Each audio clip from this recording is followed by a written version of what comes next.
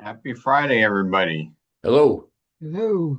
How are you doing? Good. Great. Give it a minute for everybody to pop on. Rob, good morning. I just want to give a quick update. Bond market is doing a little bit better today than it has been the rest of the week. So rates are on a little bit of a downward trend, which is good. Instead of being over 7%, now they're under 7%. So a little bit happy about that. The only one other thing I want to talk about is the 1.0 buy down that if somebody locks in at 6 3/4 today, they can actually get 5 3/4 for the first year. We're offering the incentive to pay for that fee. It generally, depending upon the loan amount, it could be upwards of about $5,000. Saving the borrowers probably $300-400 a month for the first year. They can always refinance. So if they lock in at 6 3/4, the first year's rate is 5 3/4, and no cost to the borrower, seller, or the realtor. It's an incentive that we're paying for. So just wanted to talk about that. And rates are looking pretty good this weekend. So hopefully next week will bring better news. So everybody enjoy your weekend. And Frank, why are rates moving favorably? Well, Rob, it's all about the war. I guess the incentive or the expectation is maybe they're going to cut a deal. We don't know, but oil prices are down, bond prices are down. And again, any given word that looks like the other way, it's been going up and down, and it's all because of the uncertainty in the Middle East. And did the new chairman was confirmed or He was installed? confirmed, yeah. So we'll see what happens, when he takes the post. Hopefully, he'll look at the market and see that whether there should be a cut, up to them, but I don't know. But hopefully, yeah. But he has been confirmed. So Okay. And now, was there conversations in one of the Fed meetings that they released that there might even be a rate hike? yeah, could be. There was. So that's again, we don't know. It all depends what happens over the next several weeks with this conflict. So we'll So see. so Keeping our fingers crossed. I got to be honest with you. It's a so roller coaster of a ride. I mean, a month ago rates were under 6. Now they're over 7. Now they're under 7. As everybody knows, you've been seeing rates are just going up, and it just seems like they're going up, up and away. But a little so bit of so, good news yesterday and today. So so hopefully that trend will stay going into the long weekend. and where would a kind of a sweet spot clean credit 20% down conventional be? Would they be in the 6.5 plus No, minus? no, they're going to be probably towards the 6 3/4. So, Okay. yeah, yeah. Government loans are obviously a little bit less, lower sixes where they were in the fives, but they've approached up a little bit. So we'll see. Could I So could I ask Frank a question? absolutely. I saw an article, the title of an article this week. They talked about, why does your fixed rate 30-year mortgage keep going up each year? And it seemed to be linking it to the rising cost of escrow accounts. Oh, yeah. So if you already are locked in, Robert, that's like your taxes and your insurance increasing. And I think, historically in most of our markets, taxes have been outpacing inflation. So like taxes have been going up 5% a year, inflation's 2 to 3. And it's been almost a crisis mode for property insurance, in my opinion. We've seen property insurance, you know, rising significantly higher than inflation in many of our markets. So, Especially in the Florida market. Absolutely in the Florida market. Yeah, Florida so market, so I saw that and I understood that part of it, but then they said even if you paid up front the up cost due to your taxes or your insurance, that escrow account fee is going to continues to grow each year. right? So, Robert, I think I saw that article or a similar one. What it was saying is, a lot of these accounts, let's say that you're escrowing 500 a month for taxes and insurance, or 1,000 a month. If the property taxes and insurance go up, when they analyze the account, it might say it's going up to 650, right? But if there's a deficit, then they have to put another 200 on top of that to catch up the deficit. So what they're referring to is if you pay that deficit of, let's say, 1,500, then you still go up only 150 instead of going up, 350. But your rate is still fixed. It's all about the escrow math.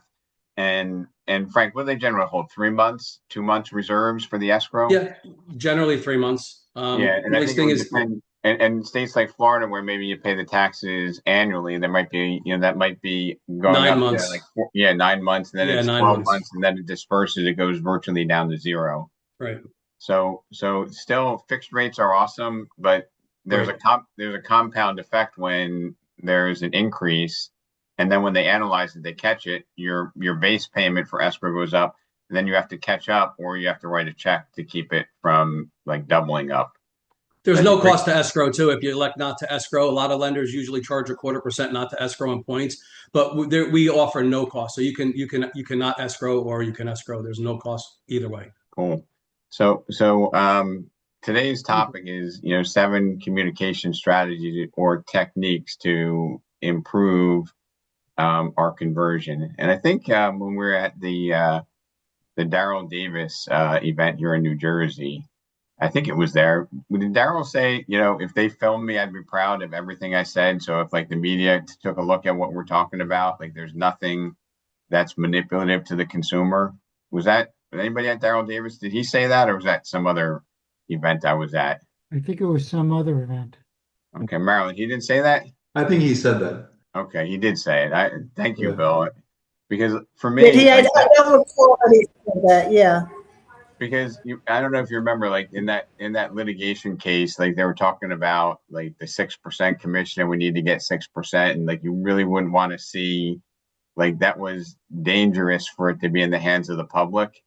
What I've come to terms with for myself is everything that we talk about here, you publish it out on YouTube, and we're all proud about it because we're not trying to get consumers to do anything that's, basically motivated by our interests. Our interests are completely aligned with the clients. And I think absent effective communication, right, we see clients take actions that are not in their best interest, and they do that out of fear. And the only reason they do it out of fear is because we don't have the communication strategy. And it kind of goes back to my Steve Harney comment from Keeping Current Matters, which is, most agents know what's going on in the market, right? They see interest rates are going up. They see prices are flat. Inventory is building up. It's declining, right? Most agents know what's going on, but many of them don't understand, the implications of, prices are going up, but inventory is going up. It's going to put downward pressure. They don't understand what all of that means. So the better agents understand it, right? And I think in Remax, this is where most of us are. We know what's going on and we understand it, but we don't have a master of it where we can teach or explain it, right? And that comes down to the communication skill piece, right? You understand what should be done, but sometimes customers and our clients don't take the right action that's in their best interest. Does anybody feel that way if you're a manager, you see some of your agents or team leaders, some of your team members, or maybe even yourself, like, this customer clearly should do this, but they're sitting on the sidelines. They're not acting, right? Anybody? Yeah, absolutely. Right. So, and Cindy, Cindy's on a mission to get people to come out to these buyer events so that we can teach them that, right? Yeah, and you heard Michael that you knocked on the door of showed up at our event last week. Did you hear that? I did not. Yeah. How did it go? He was actually the only one who showed up, so we had a class of 1 for 2 hours with him, and he is going to buy a house at the end of this year. So we're staying in touch with him. But So Cindy, help me with this. I am not the luckiest person on the planet, and we only door knock for what, 20 minutes? about a half an hour, yeah. Half an hour, and I got the only attendee. So the message to me is that we need to double down the effort and to tie it into the communication piece, Cindy. Mhm. Like if we go door knock for an hour, right, and we don't get the result we want, what it probably boils down to is a combination of effort and communication skills, right? Yeah, Because and we We had did do that. We had We 5 did do that. we had 5 RSVPs, but at the end of the day that night we just didn't. He was the only one who showed up. So Trish and Rob and I had a one-on-one for an hour, and you're right. The and that's more not me. That was the Rob I met, by the way. right, right. So and Cindy, you witnessed it. He did not want to give me his number, correct? No, it took you 3 times of asking the question for his number. Yeah. So hopefully that equates into a sale from persistence, right? And Trish, this is all about trying to give you, and you are far more talented in terms of what's going on in the market there. You've sold far more houses than me. So what I want to do is I want to bridge the gap between, the knowledge to the communication process.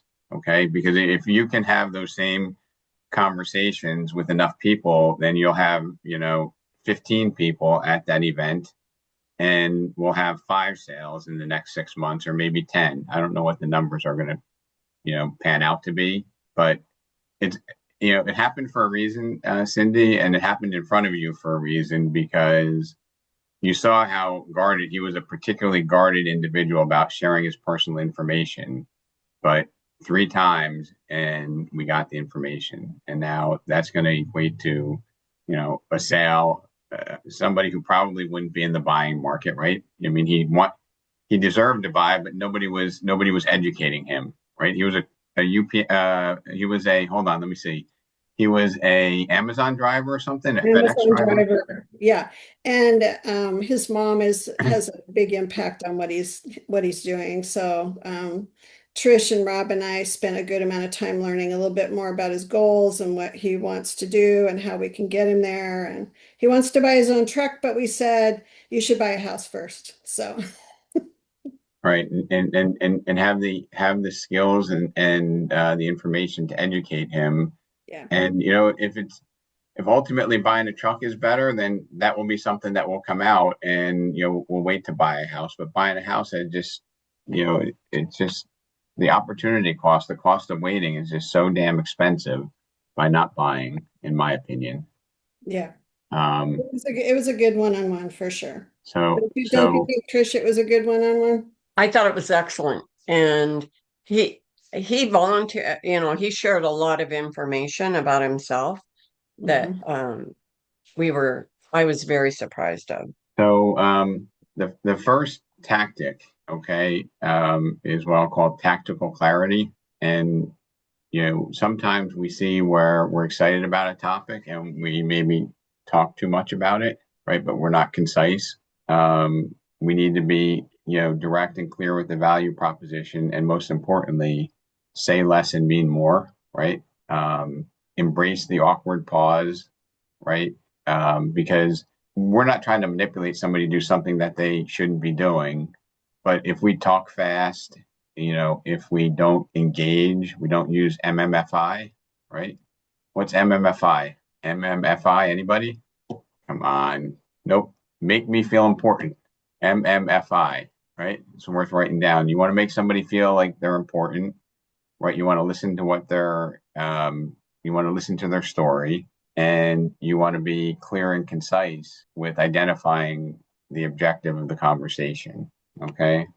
I've been on both sides of this coin. I've been in the situation where somebody calls me and says, "Hey, Rob, we need to go do a listing appointment here, and we have 15 minutes to prepare."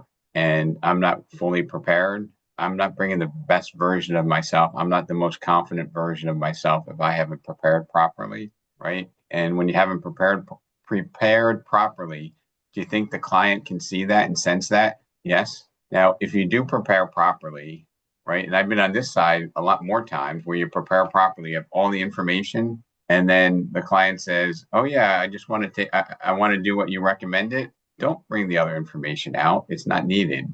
Okay. But the benefit is when you have command of the material and command of the process, okay, the outcome is obvious for everybody, including the client. Okay. Because I've been there where we did a beautiful handout, a beautiful presentation. The client said, "Yeah, I want to list my house. I like that price." I'm like, "Well, let me show you the comps." And then it just creates more questions. Okay. That's where kind of, confidence is extremely powerful in the communication process, in the buying process. And confidence can only be done by having command of the material, right? Command of what you should be saying, command of what's going on, being prepared for objections, right? If you're, if you are having a communication about something that you know, or at least you feel you know the most about, when they bring up an objection, you're just like sitting back saying, I got this, right? I have the answer. I know about that listing. I know why that one sold for that amount. Okay. I know why this one happened. So it gives you the confidence. It makes it unanimous. It gives you the ability to talk at a more intentional, deliberate pace, right? Now, I want to have everybody leave here with a few notes, and one of them is the MMFI.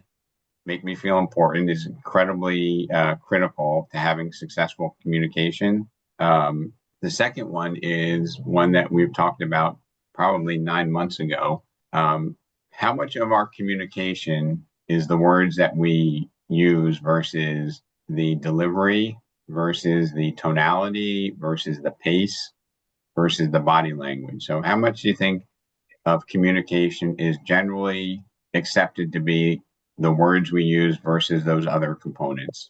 All right, this is a writing down moment. 93% of communication is nonverbal. 93% of communication is nonverbal. And what does that mean? That means it's your body language. It means it's your tone. It's your pacing. Okay. It's the structure, like the pausing, right? And if somebody, and even if it's somebody says something that's kind of outlandish, that kind of gets you off your pace. There are some key phrases that we can use to help us out. And one of them that I love the most is, Bill, that's interesting. Why would you say that? Right now, think of any situation where somebody gives you a curveball, right? And they're trying to get you a got you moment, and you just go back to them and say, that's interesting. Why would you say that? Kind of deflects, the curveball that they're pitching to us and puts it back on them. And what would be an example of a statement that you might say, that's interesting. Why would you say that? Anybody? Rob, I just had one. I had an irate homeowner jump on my back because she felt I needed to be there for the home inspection. It's my listing. I didn't work with the buyer. And I explained to her why I was not going to attend the home inspection, but there was a problem there. And she basically is accusing me of the problem existing because I wasn't there. So how, specifically, how did you deflect that, Bobby? I explained to her that we had the conversation as to why I wasn't going to be there, or we had the conversation that I was not going to be there, and I explained to her why.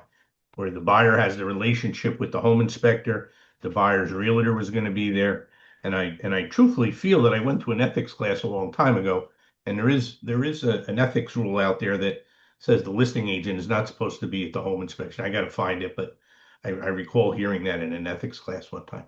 I think that's a best practice, but is that an ethics thing? Cindy, you might know that. It's not an ethics thing, but they say it's a liability thing because if you're an agent and you're at the home inspection, whether you're representing a buyer or a seller, it could be assumed that you should have noticed something. And so it's the lawyer saying it's a liability issue. Yeah. And Bobby, how was your relationship with that seller before this? I would say it's good. The problem is when I say the seller, it's an estate. So I got the listing because of the executor, who's a friend of mine, but he has two volatile brothers and a more volatile sister-in-law who was screaming at me on the phone. So I'm not dealing with the executor. I'm dealing with the executor who then says, talk to Tommy and Patty. And that's kind of where I'm at. So let me put this out to the group. Like if you have, like my best practice would be if there are 3 decision makers in a process, I'd like to involve everybody. And I'll be clear about this. Like if I'm, going on an appointment, for a listing, and maybe it's an elderly widow or maybe it's a couple, I would say, Cindy, is there anyone else that you're involving in the decision-making process? Because I'd like to make sure that they're available to participate in the conversation so I can answer any concerns. Now, number one, I think that's respectful, right? Yeah. And you know what it does? It avoids I need to talk to my daughter about this, right? Or I need to, get the opinion of somebody else. And I see zero downside to that, right? Because I've literally been part of conversations where like the niece, the daughter, the nephew, the uncle who's in the business, right? Those are normally the people that are like the log jam in the process. But when you incorporate them, and then we go in the state and everyone will be on. So when there are other people involved, if they're actually part of the conversation, okay, I find that they buy into it. And I'd say, hey, Andrew, what do you think about this? He's like, that sounds like that's what I would have done. Right? Has anybody ever been there where you've had that process? And I'm sure we've all been in situations where we complete the conversation, right? And they say, we need to do what? Yeah, sure. Yeah. Talk to family. We need to think about it. We need to talk to my niece, who's an agent. We need to talk to Uncle Bob, who's a real estate attorney, right? Yeah. And you're like, well, why didn't I ask the question to get them into the conversation? Rob, if I can just add, one of the things that I think is helpful when agents are faced with sellers with objections like that, you can't argue with them, but you can say it sounds like, you had a bad experience in the past, or it sounds like you had something bad happen because of, and that throws it back to them. And then they might come out and it's like digging a little deeper to find out why are they objecting to this? So I've always found it helpful to be able to say, it sounds like, and that kind of throws it back at them. And then they start thinking about why they really are having a problem with what you're saying. So you're triggering an idea or a resource that I've used before, Ivy, which is, if somebody is saying like, oh, I never want to do this. I'm just trying to think of a context for that. Yeah. And I might say, I'm just trying to think, I don't want to sign a listing for 6 months. I want to sign it for 60 days. That might be an example. Why would you say that, right? And then you find out that it's because they had a bad experience and they felt like they were trapped in it. Then you ask a better question to get to the outcome that they want, right? I mean, the mutual outcome. And like, for example, if somebody came to me and said, hey, Ivy, we had a bad experience with an agent when we sold our house in Indianapolis, and we only want to list it for 60 days. We want to see how it works, right? Does anybody have like a series of questions that you would use to combat that? Anybody? So Bobby, you're a master lister. You're a master lister. If you had somebody who said, when we sold our house in Indianapolis, our agent was really lousy. They looked great. We had trouble with the listing. We waited for it to expire, then we had to relist it. So I don't really want to go for anything more than 60 days. Well, go ahead, Ivy. Go ahead. I would just go back with, it sounds like you felt the agent didn't do her job, because that's what it's telling me when someone says that. And then I would try to get them to talk a little bit more and say, well, how do you feel the house was priced? Do you feel the marketing? You don't know if they're thinking there's some reason they didn't trust the agent. And let's face it, there's a lot of sellers who want wiggle room and they price too high. And then they blame it on the agent. So you have to try to get to the root of it to find out, what really was it? Did they feel the agent didn't market it properly? Didn't they do open houses? You can't solve a problem unless you know the why they're having the problem with it. Hey, Rob. Yep. It's Bob Dorso. I just wanted to Ivy's point and to where I think you were going. The key to solving these, first of all, the reason they need you is because they have a problem. The key to solving these problems is to ask questions. Yeah. The more questions you ask, the more answers you get. The way you narrow down to what the real problem is. They may say, well, I don't want to list it for 60 days because blah, blah, blah. And then after you ask a few questions, you find out that it's something totally different. So I think you have to ask questions and you have to narrow down and say, is that the only thing keeping you from moving forward? And what happened when that happened? Who told you that? Why do you feel that way? Anyway, you have to ask questions, because if they don't have a problem, they really don't need you. So I think this is all part of what we do for a living. You got to ask questions and work the answers. So Bob, I might have just come up with a questioning pattern where I'd be like, so, Bob, it sounds like you feel that the mistake you made in Indianapolis was that you listed it for 6 months instead of 60 days so that you kept your options available. Is that correct? Right? And they might say yes. And I'd say, is it possible that maybe the real issue was that you didn't make sure that you hired the right agent before you launched the property or signed the agreement? And I'm sure that after having a bad experience, they'd say that they hired the wrong agent. And then I might come back and say, maybe, whether we decide to work together or you pick somebody else, maybe if you do a little bit more homework, you ask a few better questions, then you can find the right agent that you feel comfortable, entering into a commitment where we have mutual investment in the positive outcome of selling your house, right? You can take that different question strategy to get to the same point, because their process, exactly, their thought process is, it would have been easier if I had a 60-day agreement. I could have canceled it and restarted it, right? But then I'd further ask, so if you listed it for 60 days, you canceled, is it possible a buyer might think that there's something wrong with the house and you listed with another agent to avoid disclosing, right? Exactly. And the real problem is you didn't do the homework to make sure you're hiring the right agent. And to that point, if we don't follow through on this question, you could turn around and make the same mistake again with the next agent.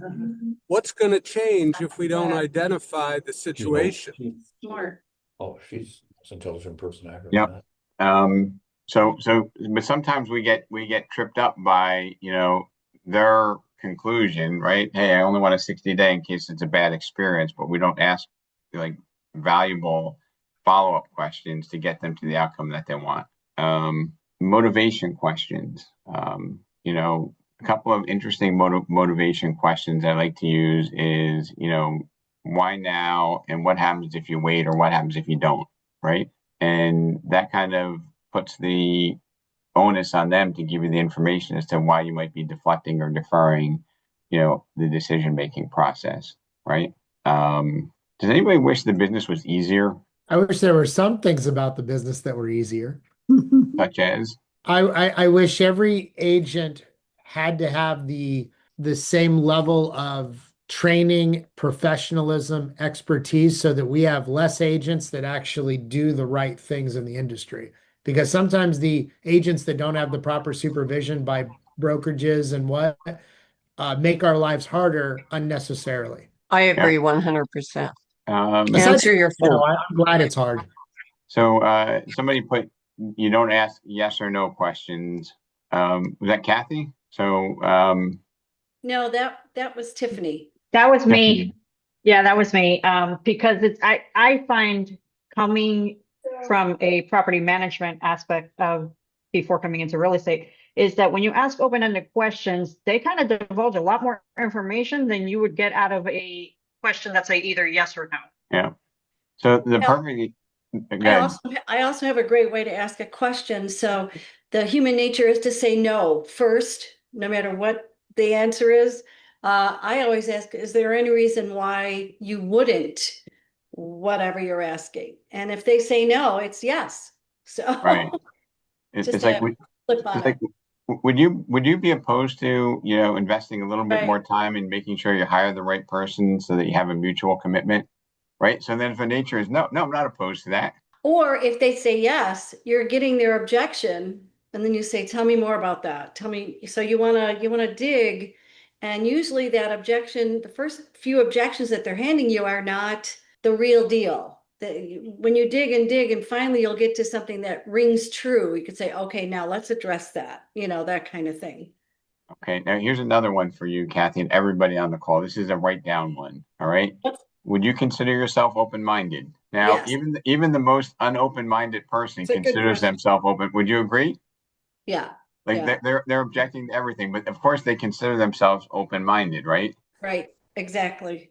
Or you can say things that anchor people like, Kathy, it seems like you're the type of person, just like me, that likes to do your homework and make sure that you're getting good value for your investment, right? And who's going to say no to that, right? And what that's doing is building trust, right? Yes. Because you're skilled, and it's not manipulative, right? That's the beautiful part about it. This is not manipulation. This is not like brainwashing people. This is getting people to honestly answer questions when they're programmed. I don't know who said it, but a lot of times people are programmed to say no, right? Because we're getting bombarded all the time with valueless sales calls and contacts, right? So all we're trying to do is level the playing field. And another perfect way of like avoiding the yes or no, right, is understanding the law of reciprocity and not answering a yes or no question.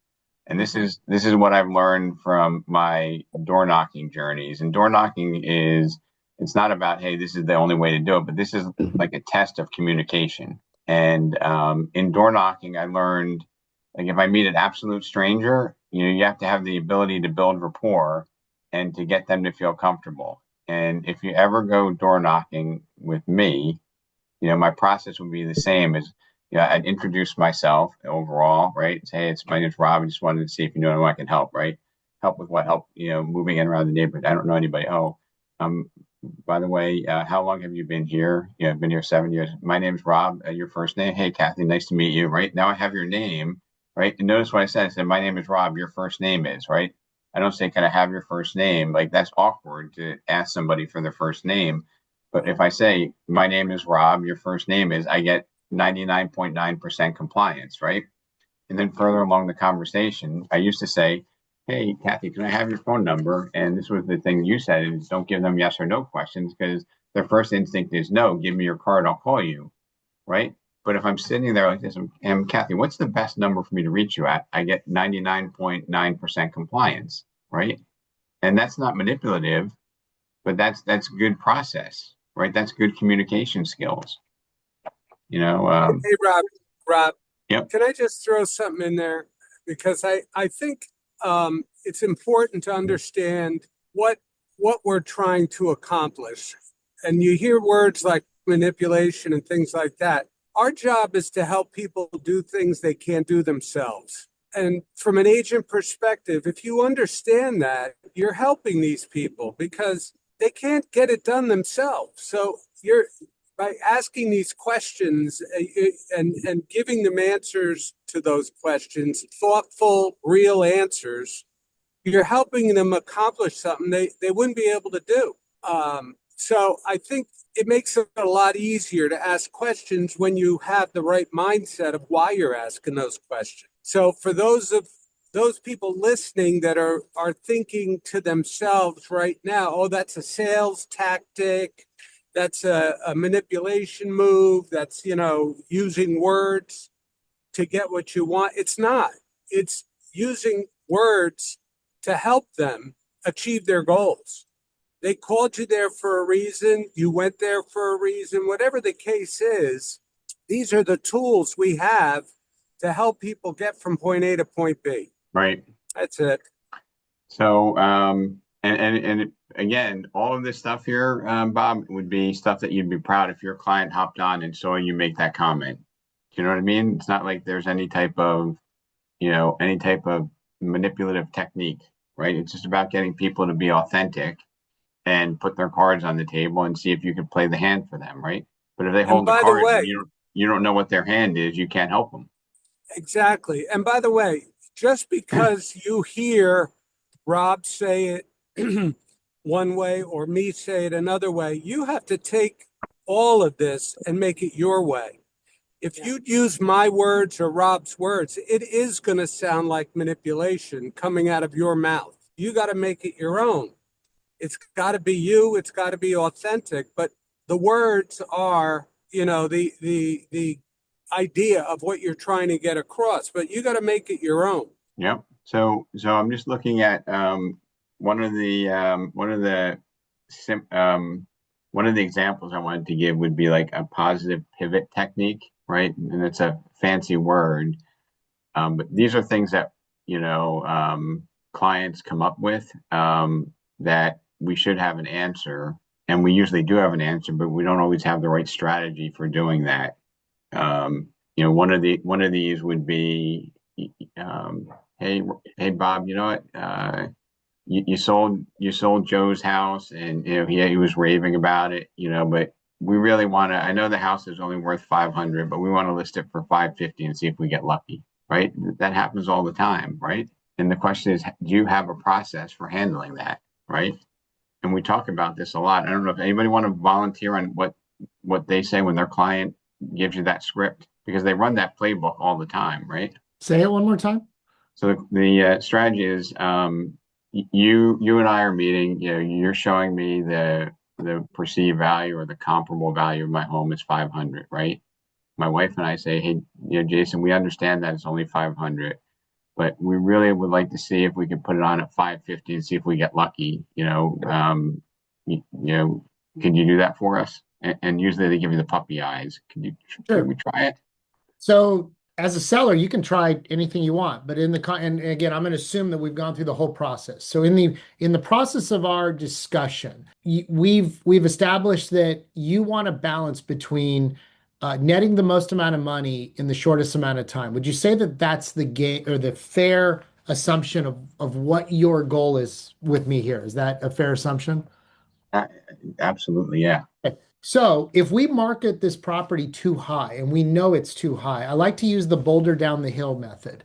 When we realize that we are too high, we're going to start pushing that boulder down the hill, doing price reductions rapidly.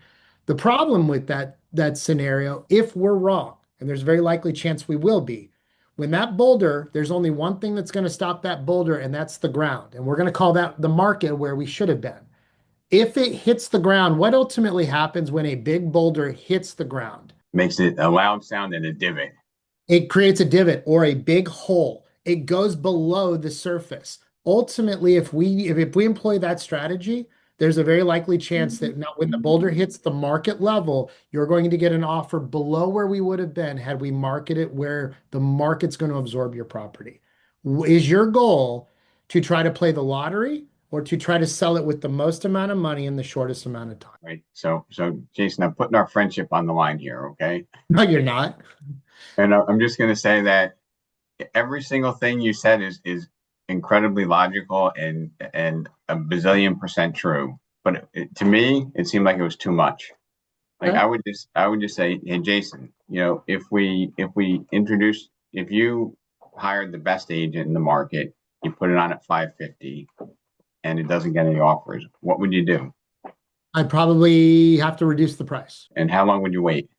I don't know. What would you recommend? 10 days. So it looks like most of the homes in what town do you work in? Mostly Pensacola. So most of the homes in Pensacola that don't get acceptable offers wait between 10 and 21 days. Would that be reasonable for you? If we did reductions every 10 to 21 days? Yeah, that seems like what the market's doing. If there's no sale, it seems like in between 10 and 21 days, sellers are reducing it to make it more attractive. Is that reasonable to you, Jason? Well, my neighbor, they waited 60 days before they did their first price reduction. You can do that. Have you looked at what the relationship with days on market to sales price, how that impacts it? Ours is about 70 days, just if that helps. Before the first price reduction? No, 70 days is the average days on market for most of our properties. Right. So like I would just, I would be asking more specific questions for them to kind of self-realize it, because you've said everything that you said was completely spot on, like about trying to, the rock going, the boulder going down, making the divot, going below the market, right? Makes sense. But if I can find a strategy for whatever you're talking about and just phrase it as questions, right? It's like Jeopardy, ask a question instead of telling them. And then I would say, hey, if we did try it, or if you listed it, and this is something that I personally like to do. Hey, Jason, if you listed it with the agent with the absolute best marketing in Pensacola, you put it on at 50,000 more than the perceived market value, and you're like other sellers, in 18 days, you lower the price. and most sellers lower the price between 5 and 7%. Does that sound like what you would do, or would you take a different approach? Me as a seller or me as an agent? Oh, I'm So sorry. I'm asking you as a, so I would say, so Okay. Jason, based on my research here, and it's all right here, most sellers, when they do their first reduction, is between 5 and 7%. If you had to reposition it, what were your thoughts on repositioning it price wise? I think if we needed to make those adjustments, I would take your advice. I already counted for that. Okay, so you take that adjustment. So that now you're listed with the agent with the best marketing, the most skilled negotiator. You lower the price 30,000 or 25,000. We're on the market for 21 days. Somebody sees it. How would they look? How would they go about making an offer, Jason, when they see that it's been on for 23 days and you just cut the price by 25,000? I think you're likely going to see them make a low offer by 25,000 with closing cost concessions. Right. And And I guess, and this is where my personality comes in this case. Our market scene and a lot of the listing appointments I go on, they'll say, well, the last agent, their marketing strategy, drop the price as fast as possible. If my goal is I have a little bit of time with the most amount of profit, I'm trying to come up with a balance. So the idea for me is I'll come up with a range. I want to put it right in the middle of the range and ultimately get that price point that's going to be suitable. If you're going above the top of my range, boulder down the hill method is always the analogy I like to use. So a lot of times I'm suggesting 35, 45 days-ish is when we're talking about price reductions, because we're doing one price reduction right before it absorbs it by the market average. So Jason, you're an analytical person, Very. yes or no? So do you know your statistics in for all your sales or for your sales in Pensacola in terms of average days on market and list to sale price? Pretty darn close, yeah. I mean, overall market, I could probably spit them out to you right now. Individual neighborhoods, I'd have to look up. So if mine were positive, and I would use data integrity, but I would compare it to whatever is the most favorable. For example, if Jason Panos is listing sell in 19 days and the market 71 days, right? I would say what I found for my sellers is by being able to sell the homes in 19 days, which is my average, that we're netting almost 3%, 2.97% more than the rest of the marketplace overall over the past 6 months. And what I found is my sellers don't like to have price reductions because that gives control to the buyers. Now, if we decide to work together, do you think that going at that 550 is the right idea? Or maybe you could be like the Joneses who put it at 495 and sold for 514 in 7 days, and give them an example, right? That would be just a pivot, Jason. And like I'm saying, what you said was all accurate.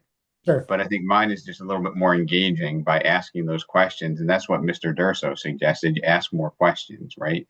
And Now to be fair, those questions I'm assuming that we did, because when I show the plan, I go over, here's the days on market, here's the average sale price, the ones that sold early, here's where they were marketed. So the question is, do you want to emphasize on speed? Do you want to emphasize on top dollar? And I would say 9 out of 10 sellers, well, I'd like to get as high as I can, but I don't want it to sit forever. So we want to balance that. And so I already know which side of the spectrum I need to go on. But I've usually asked those questions. Yes. And I agree with you. I was just trying to handle the objection. Right. So, and I'm just trying to identify just different tools that you have in your toolbox, Jason, that, aren't you just because you know so much, right? You feel like compelled. I learn something new every day. Don't worry, we can still have a beer after this. I don't hate you. Okay. So, but if you can get to that same outcome by just asking questions, get more involvement, is what I'm challenging everybody to do. And I think that's something that, will serve you well. Back to I was going to say, he who asked the most questions actually is the one that controls the conversation. I know you've said that a lot. I know somebody asked, never ask yes or no questions, but sometimes, and I was trying to look up the quote, but I think Chris Voss talks about in his negotiation, it's not about you asking yes or no questions. Never ask a question during an objection you don't already know the answer to. Can you repeat that? I think it's a Chris Voss quote in one of his books. I think it's Never Split the Difference. He says, it's not a matter of asking yes or no questions. During an objection, never ask a question you don't already know the answer to. Because it's your question. You're intentionally setting the you're excuse me, intentionally setting the framing the situation for the right outcome. And Mhm. I would encourage everybody to look at what your numbers are, because numbers are very good conversation points. And if I'm sure, Jason, that you're selling your homes for a much higher list to sale price in a much shorter period of time than the competition, and I'd be highlighting that. Well, and And to I'd be be, honest, mine are kind of split. I have a few sellers that time is their friend. They wanted to go at the high end of the range. So days on market might be slightly higher, but it probably sells for slightly above the list to sale ratio because they hold it longer. On the flip side, if they want to sell it faster, lower price point for the average. I'm sorry, the other way around, lower list to sale price. But if it's faster days on market, it's because it was below the market median and a much, much faster sale price and a much higher list to sale ratio. so you've seen more than a one-off that sits on the market for a long period of time and gets a reasonable ask sale to ask price I just had one that was on the market for 5 months and had 3 offers over a weekend. without repositioning it. We did one price reduction at the 90-day marker. It was an aggressive. I like to do about 2 to 3%. He did on the higher end of 3%. They actually pushed it just below the original list price on the Okay. multiple offer round. I think it was a fluke, to be honest. I can't say that was just skill. I think the buyer just came around all at the same time. Okay. Yeah, I do think that's an outlier, right? It's not the standard or not the expectation to have. Mm-mm. Just I wanted to say something really quick. If I could, can y'all hear me? Yep. Jason had a really good point when he's talking to his sellers and making the presentation, and he talks about the days on market for that neighborhood. I see in this market right now, it's very important to look at days on market, months of supply for the neighborhood and also for the price point, or for that range that you're pricing that house. That is a huge difference. It doesn't go with even the county average most of the time. Definitely not always with the state, of course, either. So drilling down to those numbers really important for those appointments. So Jason, that was a good point. Thank you. So, and I remember going back to my Tony Robbins business master. He said objections are gifts, right? They give you the cue as to what their buying concerns are, right? So most people look at objections as problems. If you reframe it and say, look, this is a gift and you can solve the problem, then it provides further separation from you and the competition. So that's a reframing the way we look at it. Phrases that build trust, how to speak with authority without sounding arrogant, and how to use data and market knowledge to anchor confidence. Those are a couple of thoughts I had. And, there's an art to speak with authority without arrogance. There's an art to being able to speak with authority without arrogance. Would you all agree with that? If you have somebody that's kind of self-righteous and they're like telling you how smart they are, what's the last thing you think? You think, boy, this man or woman's pretty arrogant, right? It's kind of a turnoff. But if you find the ability to speak with authority without arrogant offensiveness, it's really powerful in tying yourself to the outcome that you want to get to. And I think having the ability to be in the abundance world where it's not like the client can see that you're desperate for the business is incredibly powerful, right? And there are ways to do that. And my favorite way to do that is, hey, Jason, if we decide to work together, tell me what that would look like, right? And then you're asking them to give you the solution, give you the key to the castle, right? Hey, Jason, after talking about, the strategies, the process, and the fees, if we decide to work together, what would that look like in your opinion, right? Or, Ivy, what would have to happen, for us to mutually decide that we're a good fit to work together? What would have to happen today? Like just phrases like that come naturally. In my opinion, they build trust. Using data, if you had somebody that was, dead set against pricing it aggressively, Jason, you can take that example and say, I know that's not it's not the standard, but if we decide to work together, we could try to get the outcome that we got over here at this property. Can I share with you this example? And, I would say more important than bringing comps to a listing is to bring case studies, right? Does anybody bring case studies to a listing? And a case study can just be a failed listing in the market, right? That you can say, hey, here's this property here. It's only 4 blocks from you. It expired the first time it went on the market. And then the second time it went on the market, it took 2 price reductions before it sold for 12.9% below the ask price. Let me contrast you with this one here. Now, assuming that we work together, which of these categories would you like to be in? Does anybody think that would be an effective way of taking it away from, my kitchen's nicer than theirs and, I have this and they don't have that, right? Because that's kind of taking it to a personal level, right? And they're asking you to be the judge of, who's got a nicer kitchen, right? Or who's got a nicer backyard. And that's a fight you don't want to win. You don't want to enter that fight. So, so we have 3 minutes left. What are a couple of the things that you guys wrote down, just to recap it so that we leave with something tangible? Anybody write anything down? What can we do right now for us to work together? Okay. Like the MMFI, make me feel important. Make me. That feeling is so powerful, right? Giving them the respect, making them feel important. Jason brought ask better questions. What else do we have? 93% of communication is nonverbal. Yes. Yeah. It sounds like, that's interesting. You would say that. Yeah, that's a good one. Yeah. That's it. I like that one. Okay. Objections are a gift. So Pam, that's interesting that you would say that. I think the more effective way is, that's interesting. Why would you say that? Yeah, right? why Because would you say that? That's what I did write down. Yeah, why is it interesting? Why would you say that? And Jason said objections are gifts, right? Objections give you the pathway to a successful outcome. And here's one that I hadn't thought about for a long time. Hey, Jason, if we decide to work together, what would that look like?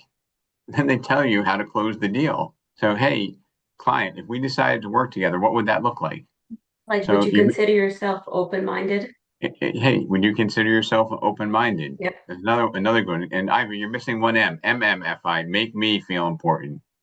And another good way of tying it down is, hey, Serby, it sounds like you're a little bit like me, or you're like me, and you want to make sure that, whatever you invest in, you get good value, right? So when you say it sounds like you're like me, you want to make sure, boom, right?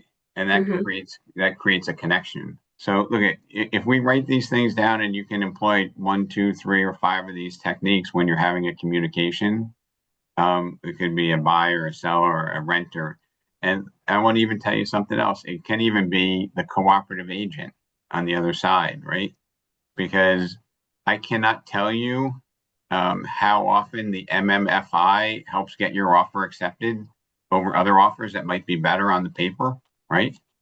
I mean, do we all talk to when we have a buyer, do we all talk to the listing agent? Yeah. Right. And who feels like I do that conversation is probably as important as, the terms on the paper. Yes. Very right. important. Because you create that relationship and you get more out of it. And I took the negotiation class, and just like a lot of people here are saying, asking questions is the key takeaway from negotiation class. But yes, talking to the agent, asking the agent questions will help you also put in a better offer. Yep. So any last words before we close out? All right. So I hope you all not only write this down, but you try to practice implementing some of these techniques so that you can get your clients to make the right decisions. And when they make the right decisions, it's a much more referable experience to grow our business. All right. So thank you, everybody. Thanks, Ron. Thanks, Have a great Ron. weekend, everybody. Have a wonderful weekend. Happy Memorial Day. Happy New Year.